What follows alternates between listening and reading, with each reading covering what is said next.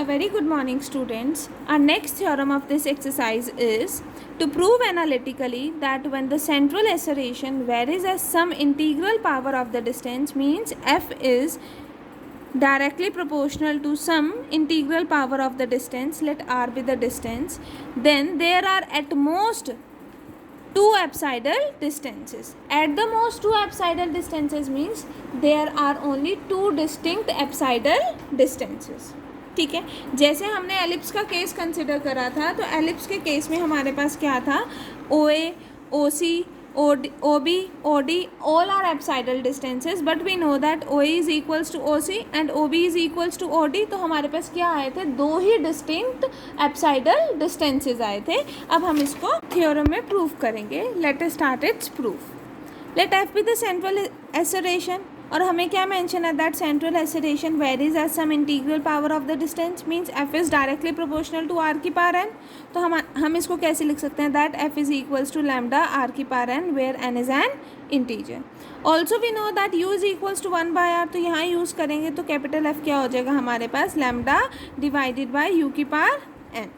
Now using the differential equation of central orbit we have H square u plus D square U by D theta का square is equals to F divided by you square H square. तो इसको हम कैसे लिख सकते हैं, as H square within a bracket U plus D square U by D theta का square which is equals to F divided by you square.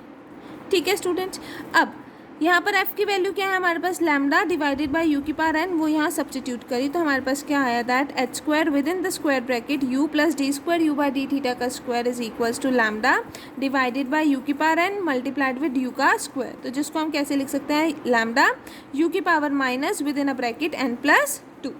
Now multiplying both the sides by 2 D U by D theta.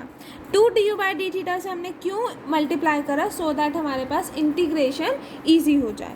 तो now multiplying both the sides by 2 D U by D theta we get that 2 D U by D theta H square within a square bracket U plus D square U by D theta का square is equals to 2 D U by D theta lambda U की power minus में within this bracket N plus 2.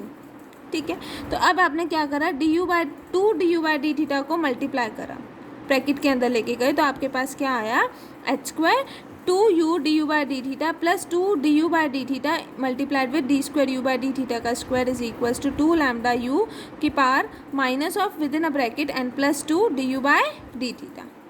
ठीक है students, now integrating both the sides we have H square integral 2u D U by D theta, ठीक है, D theta plus H square integral 2 D U by D theta D square U by D theta का square D theta is equals to 2 lambda integral U minus of N plus 2 D U by D theta D theta.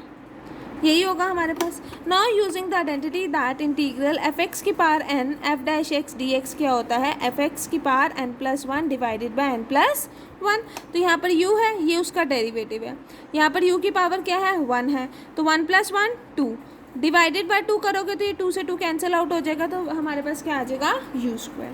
Similarly यहाँ पर D U by D theta F of x F dash x, F of x की power क्या है 1, तो मतलब D U by D theta की power क्या होगी 2 डिवाइडेड बाई 2. यहाँ से डिनोमिनेटर में 2 है और न्यूमरेटर में भी 2 है, तो ये कैंसिल आउट हो जाएगा.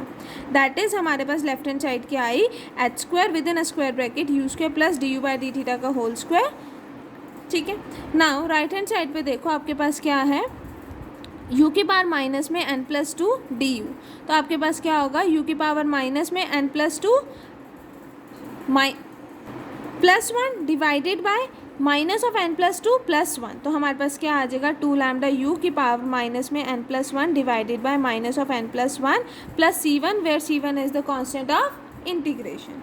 ठीक है, अब हम कंसीडर क्या कर रहे हैं कि हमें क्या प्रूफ करना है कि देयर आर 2 एप्साइडल डिस्टेंसेस. तो मतलब हम एप्स कंसीडर करेंगे और हमें पता है at an apse we have D U by D theta is equals to 0. तो ये इक्वेशन क्या बन जाएगी, H square U square is equals to minus 2 lambda U की power minus N plus 1 divided by N plus 1 plus of c1.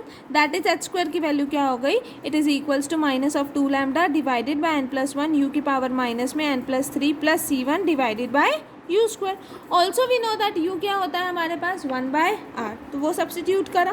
Substitute करने के बाद हमारे पास इक्वेशन आ गई that is r⁻n+3 minus c1 n+1 divided by 2 lambda R square plus n+1 h² divided by 2 lambda is equals to 0. अब हमें क्या prove करना है that there are two apsidal at the most two apsidal distances. ठीक है, अब इसको हम प्रूव करेंगे by using the Descartes rule of sign. Now this equation has two changes of sign, यहाँ प्लस यहाँ नेगेटिव, फिर यहाँ नेगेटिव देन प्लस. तो means this equation has at the most two changes of sign in the coefficient for all the values of c1 and n. तो therefore by discarded rule of sign there are at most two positive values of r. इसका मतलब there are at the most two apsidal distances. यही हमें prove करना था. with this theorem is completed. ठीक है, next comes the definition of velocity from infinity. velocity from infinity में हमारे पास क्या होता है कि पार्टिकल infinity पे रेस्ट पर होता है और वो मूव करता है towards the point on the central orbit which is at a distance a from the centre of force. जो वेलोसिटी हमारे पास इस पॉइंट पर होगी that is called as an velocity from infinity.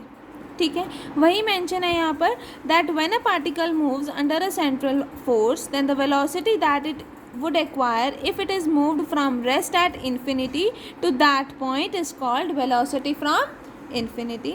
Let us consider a particle moving under the central force capital F acquiring the velocity capital V. यहाँ पर क्या velocity acquire कर रहा है capital V at a distance a from the center of force after starting from rest at infinity.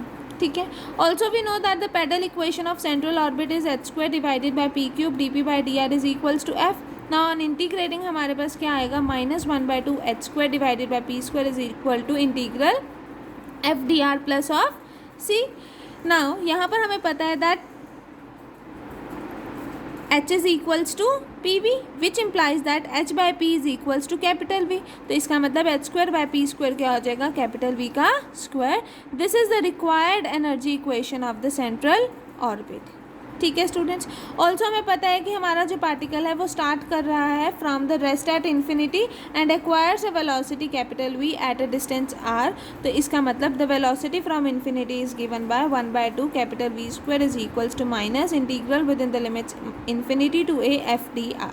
ये कैसे आया अब हमारे पास, क्योंकि हमें पता है हमारा पार्टिकल कहाँ से स्टार्ट हो रहा है इन्फिनिटी से टू द पॉइंट a, और जो पॉइंट a है वो कितने डिस्टेंस से है सेंटर ऑफ फोर्स है a डिस्टेंस पे. तो मीन्स हमारे पास लिमिट्स क्या हो जाएंगी इन्फिनिटी टू a. और यहाँ पर जब हमने माइनस से थ्रू आउट मल्टीप्लाई करा तो यहाँ पर c में कोई चेंजेस इसलिए नहीं आए क्योंकि अगर आप -c भी लिखोगे तो आप बाद में उस -c को k भी पुट कर सकते हो, तो इसमें कोई चेंजेस नहीं होते. ठीक है students, on this much for today class. Thank you.